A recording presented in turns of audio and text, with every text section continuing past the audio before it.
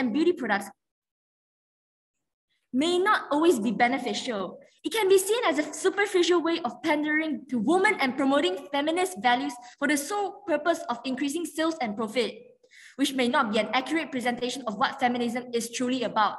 It can also be seen as patronizing, implying that women need fashion and beauty products to empower themselves, which can be considered misogynistic and may contribute to existing gender norms and standards by suggesting that looks and fashion and beauty are important and necessary for women to achieve success and fulfillment.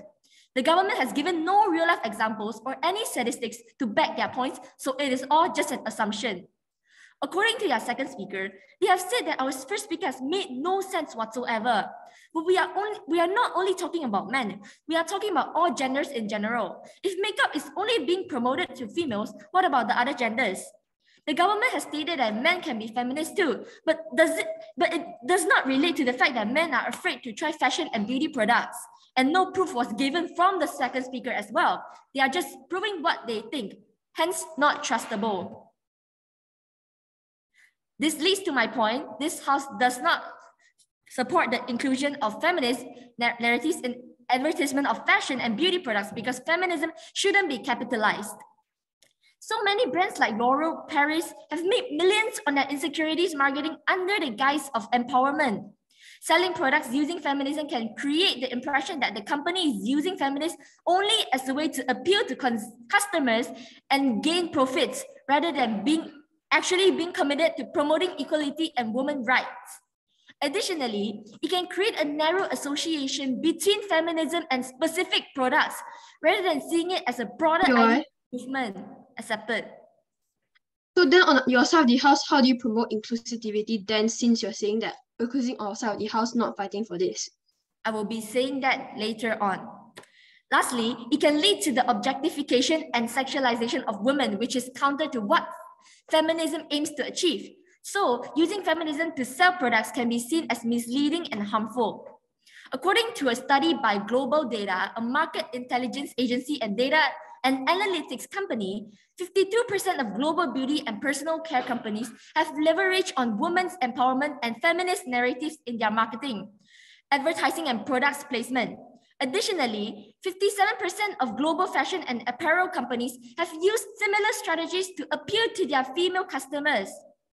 This data highlights how the beauty and fashion industries have widely implemented these marketing strategies to promote their products and services to women, despite the questionable ethics and insensitivity of this approach. According to data by Global Data, some of the many brands that have used feminist narratives and ideologies to sell their products and generate profit includes Dior, one of the most well-known luxury fashion and beauty brands, has the We All Need Feminism campaign, which includes the creation of products to support women. However, it has received controversy and criticisms for using feminism and women's rights as a marketing tactic and a tool to sell their products.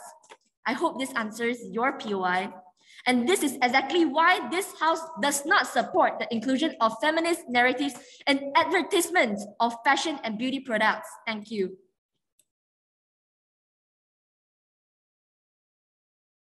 If that speech, Deputy Leader of the Opposition, calling on Government Whip.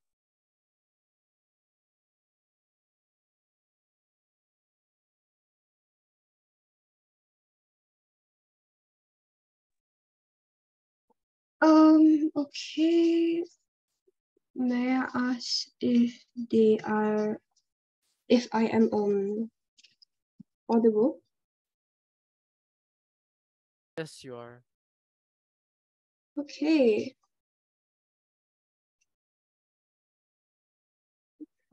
Wait a sec.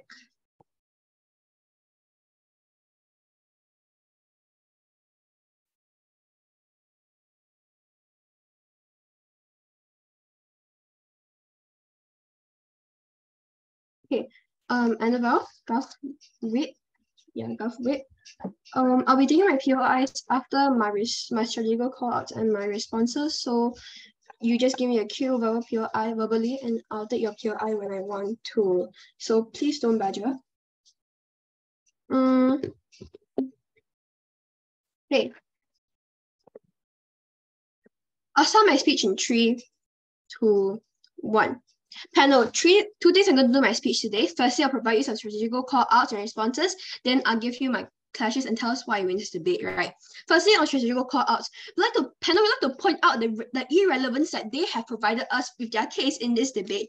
This debate was supposed to be on how using these narratives will help empower the feminist movement and the effects it will bring to these companies and the movement, not whether the current advertisement of fashion and of the fashion and cosmetic industry is good or bad. Not once have they engaged or realized that this debate is about the feminist narratives in advertising, and from that alone, they lose the debate in their whole argument on how quote-unquote inclusivity falls and it's not irrelevant to this debate from the start. Okay. Secondly, I have to point that lack of engagement because from after their two speakers, they have been given no strong response to any of our arguments and never tried to actually take down our case as a whole, right? With that, we told you that at least half their case already fought from then, right? But then moving on to my responses. Firstly, the whole case hinges on the fact that somehow on our side of the house, we're accused of pushing negative body image and inclusivity, which I think is not true because we've already proved to you from our first two speakers how these industries and when these industries campaign for these narratives, they'll alter their new products to fit them. Like for example, they add new all sizes of clothing and like diverse makeup to their for their sales whatsoever, right?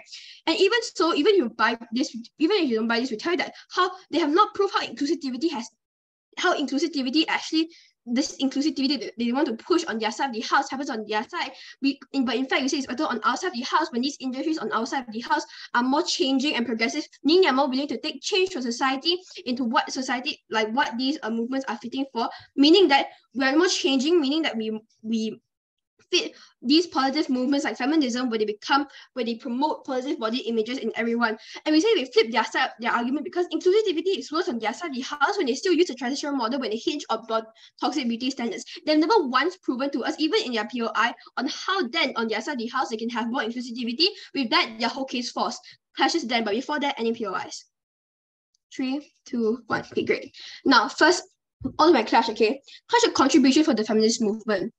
Understand that from my first and second speaker, it's already done a really good job in pushing the incentives and the objectives of the feminist movement, which is having society to accept who they are, even if they don't fit the traditional standard of what beauty is. The irrelevance of this debate shows again on their side of the house when they do not understand the true meaning of feminist movement. Not only do you want to fight for rights, but at the same time you're also fighting for society to accept who they are. Because of that, we say that they've already misunderstood the debate from that, right? We also tell you that when these leaders these leaders who are running the fashion and cosmetic industry in status quo have a large influence in this because they're the ones that largely dictate what is and isn't quote unquote beautiful and what you should strive for in beauty, right? Understand when these companies use feminist narratives, it serves as a recognition of these industries, like they recognize all women as beautiful and worthy in their own ways, right? Instead of the traditional message that society used to get from them, which is them only pushing for this one-on-one golden look as beauty and the rest are seen as ugly and irrelevant. What's the importance of this then? We tell the importance of this is you have to understand the influence the fashion and cosmetic industry has on the societal perception on what beauty is and the beauty standard, right? Understand that once these industries also push that women are quote, all women are beautiful, this makes the feminist movement's approach to establishing the acceptance of all types of women's appearances a lot more stronger as they're using these narratives as like a form of acceptance of what beauty industries themselves, right? Impacts of this is simple then. We tell that's three. Firstly, we tell that the feminists will be pleased after knowing that these corporations are moving towards a direction that helps feminism compared to opposition side of the house. When you say long term, you see cancel culture towards these industries because they're still pushing these toxic and these traditional toxic beauty standards onto women in society. Secondly, acceptance of society. One of the main parts of feminism is that they want the world to know and to accept these women who they are, and women shouldn't be limited to just one definition of beauty, right? And we say that we've already told you how this influence on these industries have on society and on what their perception of beauty is. And we say that when this scale of change and acceptance happens on our side of the house is larger, as these industries have the power to alter definition of beauty compared to their side of the house when no action is taken from these companies, right? Thirdly, companies' interest to do this. Number one, we said that these companies will embrace feminism because they have, number one, they have obligation to accept women for who they are. If not on opposition side, you see long term, like the public, especially from the feminist movement and other movements too, where they cancel these companies because they're still hinging on the traditional toxic beauty standard. Secondly, profit incentives. We said that once these industries campaign for these narratives, you see more products that embrace this too. For example, like what I said just now. And all this happens on when these companies would choose, or and we said that all these companies would want this because they also want to increase its sales and their profit incentivized, right? Not from first speaker, we've already preempted on how and considered on how these companies would, yes, be profit incentivized, but we'll bite the bullet and say, even though these companies might not be even though these companies might not be like quote unquote ethical from heart, but insofar as we don't see how this harms the feminist movement at all, because they're not showing it directly to them and not attacking the society, or yet they don't attack society directly. We don't see any harms of this whatsoever, and therefore we say that this is a benefit that these companies should take. The comparison is simple, that on their side is how you see two things. Firstly, this damages the industry's reputation and profits. When we say basics on their side of the house, when people just stop shopping from them because they're still hinging on the toxic beauty standards. But worst case, you see cancel culture onto these companies because they're seen as quote unquote anti-feminist and get boycotted by society. Secondly, you say that on their side of the house, feminist movement does not progress as much because we did at their best case, right? Without these help, the industry's toxic beauty standards will still live on to many people in society. Compared to our side of the house, we say that these industries take a stand to fight and campaign for this too, and they choose to use this narrative, meaning that more change will happen because the influence they have on society is big and more people will be accepting of women, fulfilling the essence of the feminist movement as a whole. Secondly, we thought that these companies can increase in profit and at the same time avoid getting cancelled, meaning that it's a win-win scenario for the feminist movement and the companies themselves. The way here is simple. Point number one, the more relevance of this debate. Throughout our few of our speeches, we've already told you we've engaged on the quote-unquote the feminist narratives and how campaigning for it and advertising for it helps the feminist movement, and the companies compared to their side of the house, they haven't really engaged to this narrative at all, which makes them lose half their case already. Secondly, we tell the severity of harm on this. We tell the severity of harm is larger on their side of the house because the companies on their side of the house get the risk of like getting a backlash and getting cancelled from society, right? But compared to outside the house, we empower women, right? Second, we tell how we've already told you that on outside the house, we help feminist movement more because we push for it, and we've already proved to you because of the influence of these industries, we help the feminist movement more, and therefore I've never been prouder to propose. Thank you. If that speech government web calling on the opposition web. Hello, am I audible? Yes, you are. Okay, I am the third speaker of the opposition team, and now I'll be doing the summarizing of my team's and the opposition team's points. Now I'll start by saying that okay. Ladies and gentlemen, I'll first clear things up by saying that we are not saying that we do not support feminism or that supporting us is not supporting women's rights. We are just saying that makeup and products can be more inclusive to men and women instead of just women. The government side has clearly misunderstood our point and the topic from the beginning, which makes their rebuttals and points ineffective. Now, I'll move on to the summarization. First, our team, which is the opposition team's first point, is that it does not promote inclusivity, and I'll further support this one by saying that it can limit or exclude a significant proportion of potential customers, and it can create a sense of exclusion and alienation for certain groups. I can proudly tell you that not many makeup brands nowadays do this kind of marketing anymore because it does not work. For example, makeup brands like Maybelline, Tarte Beauty, and F. Miller are literally so inclusive that they don't even need advertisements to stay in business. Next up, our point is about feminism shouldn't be capitalized. Now, according to the New York City Department of Consumer Affairs, a study found a wide price difference in similar items from less than a single percentage difference to as much as 48% more for similar items. The study found that women were paying far more than average, such as an average of 48% more for shampoo and conditioner, 15% more for shirts, 13% more for girls' helmets and pads, 13% more for girls' shirts, and 15% more for support and braces, among other price differences. Now, moving on to summarizing the government team's points. The government team's points include long-term effects that these anti-feminist narratives will do to the company and that is principally wrong. They say that The government has said that if these beauty brands do not promote feminism, then they are not supporting feminism in any way. And in the future will have a negative impact on the beauty brand or company. And our rebuttal to this is that using feminism as advertisements for fashion and beauty products may not always be the right way to go. The advertisements of these products are always promoting the advertisements of these products does not always promote the right image of what feminism is. And their next point is that consumer base does not grow. And they say that if these companies do not add these now, and that they're saying that if the companies does not add these kinds of feminism stuff to the ads now, then it will end up they'll end up in bankruptcy and it will lead to their downfall. And their side is saying that if we want to win, then we have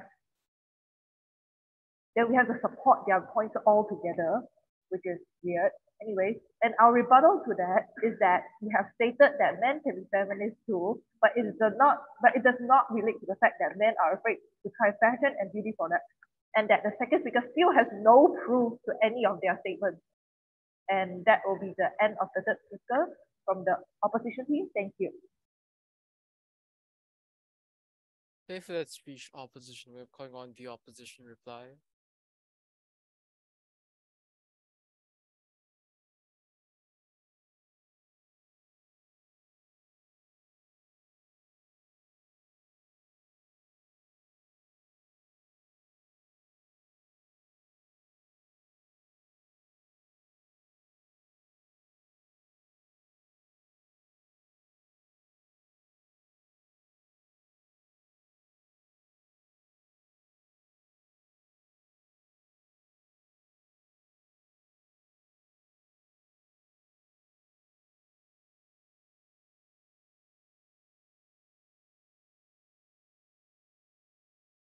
Hi, opposition reply. Are you there?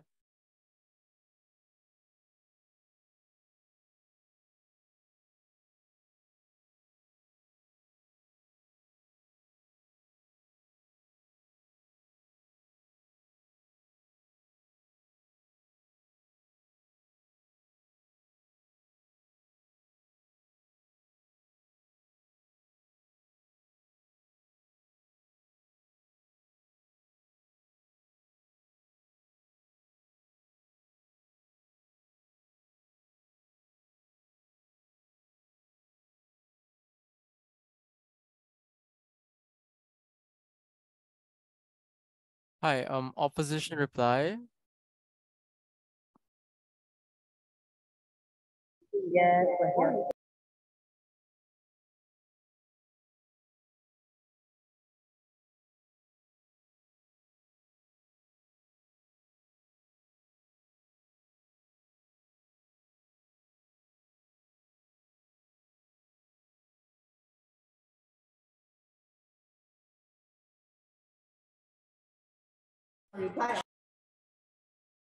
Excuse me, am I audible? Yeah, yes, you are. Good afternoon to the opponents and the adjudicators. Using feminism as advertising for fashion and beauty products may further reinforce gender norms and stereotypes, leading to an unrealistic view of what it means to be a real woman. It can deter both men and women from expressing themselves and exploring their identities through different forms of fashion, makeup, or hairstyles. Instead of promoting true equality and equity, it may discourage creativity, self-expression, and authenticity, which is against the spirit of feminism. Inauthentic support cheapens the idea of women's equality, as well as the feminist movement itself. Too many attempts to market to women seems to turn woman power into a commodity and reduce female power into something mostly good for buying more commodities. We can celebrate women and female strength without associating it with brands and their products. If marketers don't use the term narrative carefully, their efforts will do more harm than good, and it might even backfire and become offensive. Empowering women is not something we can manufacture and sell like fashion and beauty products. If brands really advocate feminism, they can actually start events or campaigns that will really help empower women or promote feminism. They should walk the walk and not just give empty talk in order to persuade women to buy things. Who needs brands like L'Oreal or NARS to tell women what's their worth and whether they should love their curves anyways?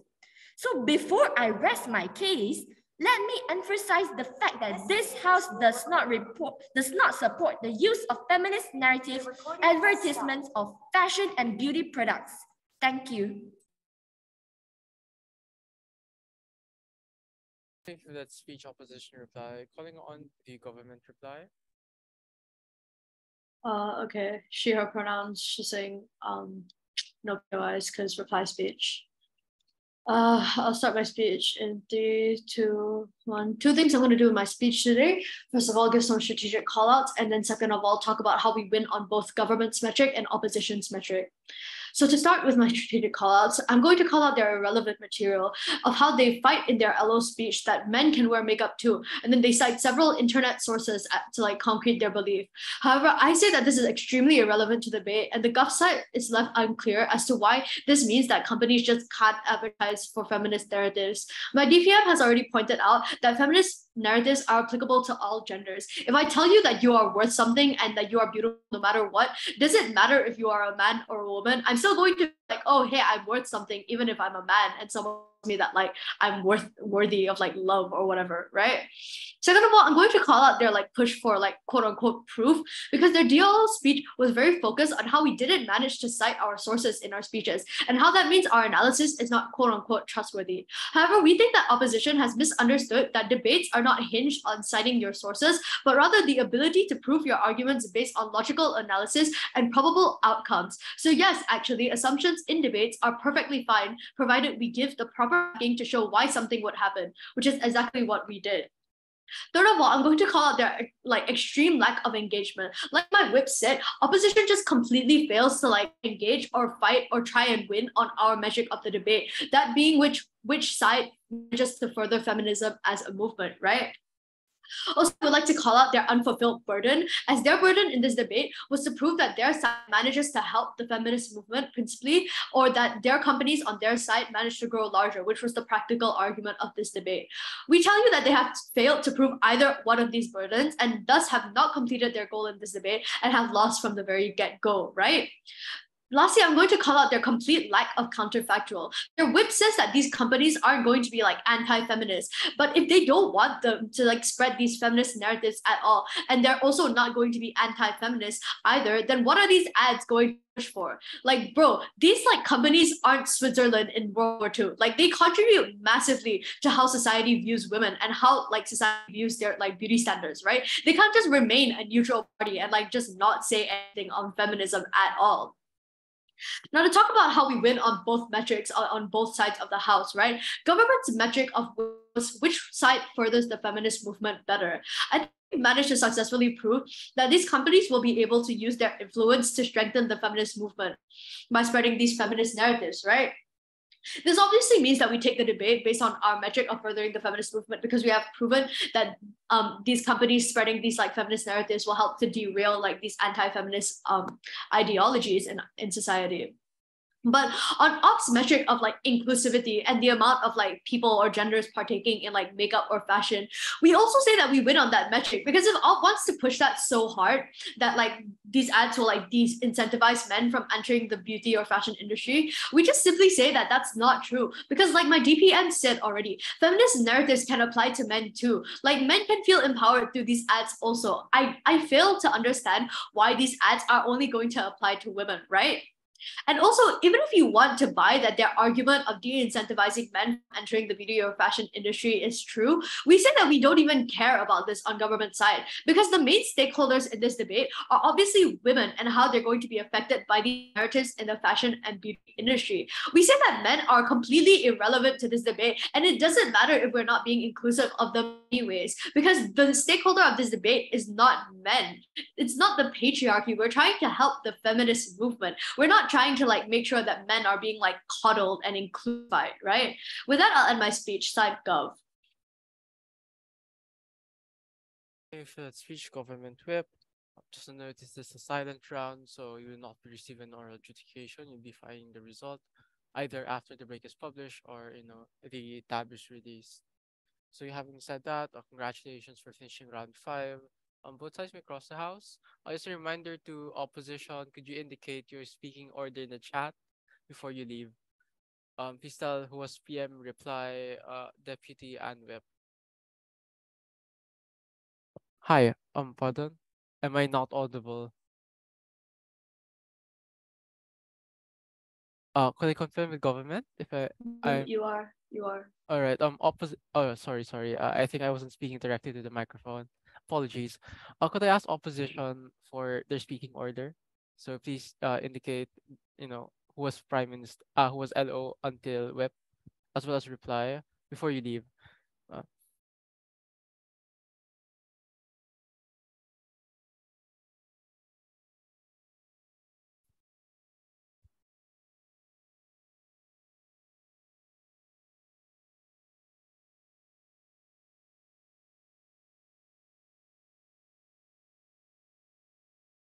all right. Thank you so much. Since everything's all good and clear, can go ahead and wait for the break announcements. Thank you so much for the round.